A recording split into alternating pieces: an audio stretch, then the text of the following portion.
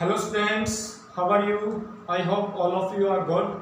Students, welcome to the week Indian classes. Students, we are doing 6th chapter of political science, the judiciary. The judiciary. Students, already we have done what is judiciary, what is the importance of judiciary, why do we need judiciary. And now in this video we are going to discuss something about the Indian judiciary. Indian judiciary के बारे में है हम इस video के अंदर discuss करने जा रहे हैं। जो इंडियन जुडिशरी है it consist the courts at three levels के हैं जो वो कोर्ट्स होते हैं इंडिया की जो जुडिशरी है उसके अंदर। एपेक्स, एट द एपेक्स और सेंट्रल लेवल जो टॉप पर जो होता है that is the supreme court. Supreme court it is in Delhi. And at the state level high court. State level पर क्या होता है? हाई कोर्ट होता है। And high court mostly in each and every state capital high court is there mostly. So at the local level district court, और जो local level है उस पर है जो डिस्ट्रिक्ट कोर्ट होती है। So this is the hierarchy.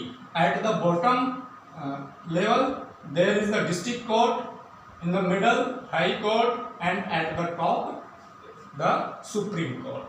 Okay, but the supervisions of all these courts are done by the supreme courts, right? जितने भी subordinate courts हैं उन सब का जो supervision है वो supreme court द्वारा है जो वो किया जाता है। Now Supreme Court of India. Basically students here we will study about the Supreme Court of India. The organization of Supreme Court. Supreme Court को किस तरीके से है जो organize किया गया था? The Supreme Court was established in 1950. 1950 में है जो उसको establish किया गया था। The Supreme Court consists 32 judges at present. It consists 32 judges with the Chief Justice. But the strength of Supreme Court is 34। जो अभी हाल में जो जजेस हैं वो 32 हैं, लेकिन जो स्ट्रेंथ है सुप्रीम कोर्ट की वो क्या है? 34 की है। और ऑलरेडी जो फाइल जो वो गवर्नमेंट के पास है ये 32 से 34 जजेस भी हो सकते हैं या फिर जल्द ही होने वाले हैं। इन 1950 when the Supreme Court of India was established, 1950 में जब सुप्रीम कोर्ट इस्टेब्लिश किया गया था, at that time there were 8 judges in the court, in the Supreme Court, and in 1956 में कितने हो गए? 11, in 1960 14, and in 1977 18 judges were there. And in 1980 30 judges were there, and at present there are 32 judges in the Supreme Court with Chief Justice, and soon this strength will be 34 judges, right? So appointment of the judges. अब judges को appoint कौन करता है? किस तरीके से है जो judges appoint होते हैं? The appointment of judges of Supreme Court is done by the President in consultation with such judges of the Supreme Court and of High Court in the states. जो judges की जो appointment होती है that appointment was done by the President with the consultation of the judges of Supreme Court and the judges of High Court. High court और supreme courts के जजेस से discuss करने के बाद या उनसे सलाह लेने के बाद ही जो प्रेसिडेंट है वो सुप्रीम कोर्ट के जजेस की अपॉइंटमेंट करता है। Qualification for becoming a supreme court जज। अब सुप्रीम कोर्ट जज बनने के लिए क्या क्वालिफिकेशन चाहिए? स्टूडेंट्स सबसे पहले तो जो मैं अभी सुप्रीम कोर्ट के जजेस की क्या क्वालिफिकेशन है उनसे पहले आपको कुछ और बताना चाहता हूं कि जो लीगल प्रोसेस है उसमें आने के लिए मीन्स एक एडवोकेट बनने के लिए जो पहले एडवोकेट बनेगा, कोई भी जज है वो डायरेक्ट जज है जो बहुत रेयर मिलेगा कि अपॉइंट हुआ हो। वो पहले है जो क्या करेगा, वकालत करेगा, वकील बनेगा। तो उसके लिए, वकील बनने के लिए उसके पास LLB की डिग्री होना जरूरी है। और पीजी लेवल पर अगर देखें तो उसको है जो LLM बोला जाता है, right. So LLB is must for the advocating, for to be the advocate. So advocate बनने के लिए है जो LLB जरूरी है।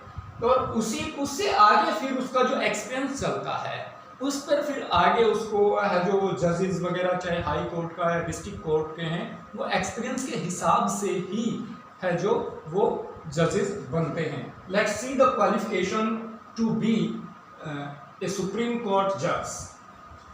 ही should be the citizen of India.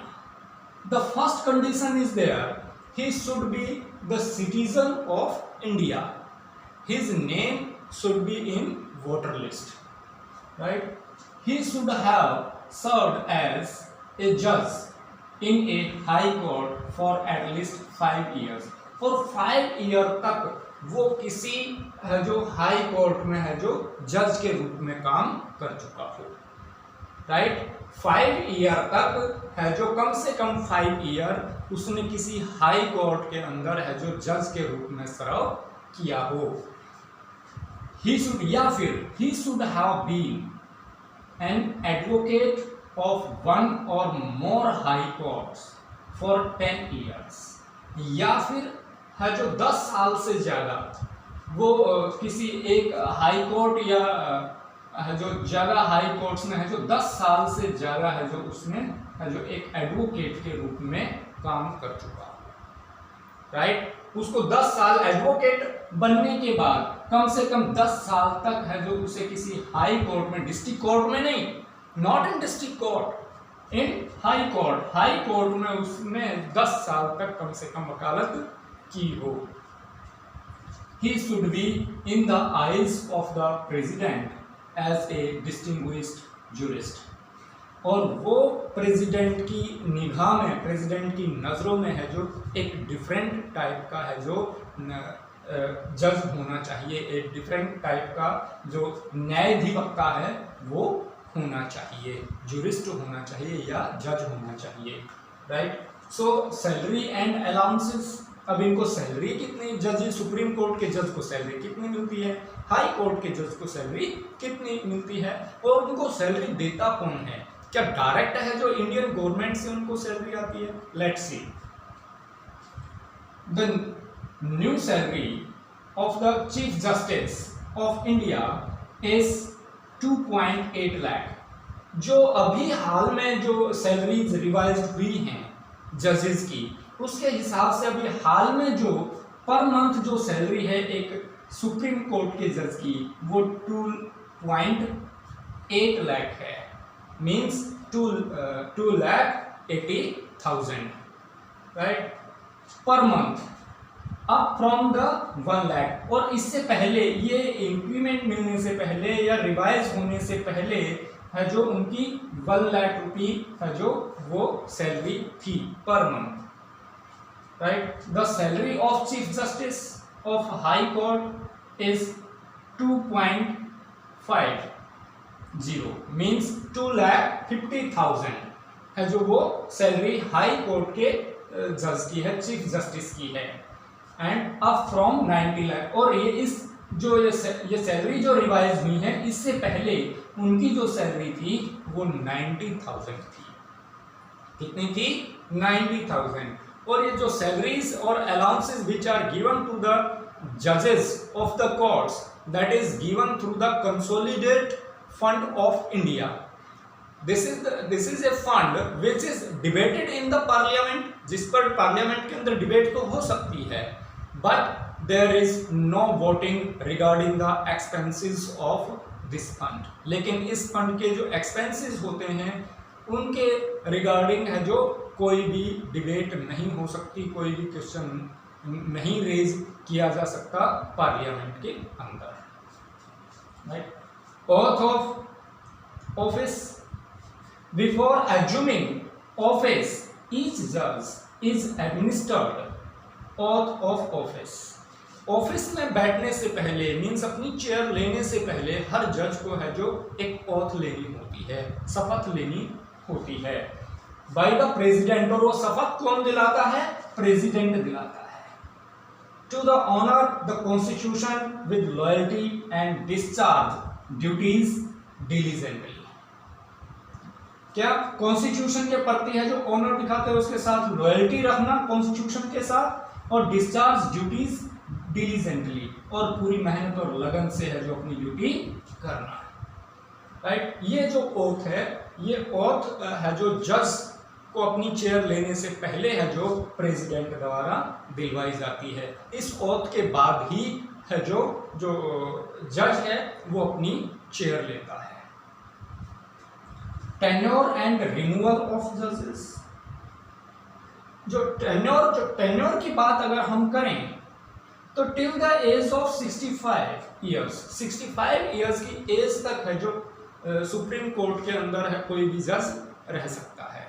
Right, या फिर जो हमारा चीफ जस्टिस होता है उसकी 6 ईयर की टर्म होती है, वो ज़्यादा से ज़्यादा 6 ईयर तक है जो वो सुप्रीम कोर्ट का है जो जज रह सकता है, या chief justice CJI chief justice of India है जो रह सकता है। बट इतना लंबा टाइम हो नहीं पाता है, क्योंकि जब उनकी अपॉइंटमेंट की जाती है तो उनकी जो रिटायरमेंट होती है, मीन्स उनकी जो एज होती है वो 65 के नियर अबाउट होती है। Right, so removal through impeachment. अब रिमूवल ऑफ द जजेस ऑफ द सुप्रीम कोर्ट और the chief justice of supreme court और chief justice of high court, this removal is done through the impeachment, and these impeachment bring by the parliament। और basically उसके लिए है जो कम से कम 2/3 जो मेंबर्स हैं, जो मेजोरिटी के 2/3 जो मेंबर्स हैं वो प्रेजेंट हों और उनकी वोटिंग हो। अगर इससे कम मेंबर्स प्रेजेंट होंगे तो वो जो इम्पीचमेंट है वो लागू नहीं होगा।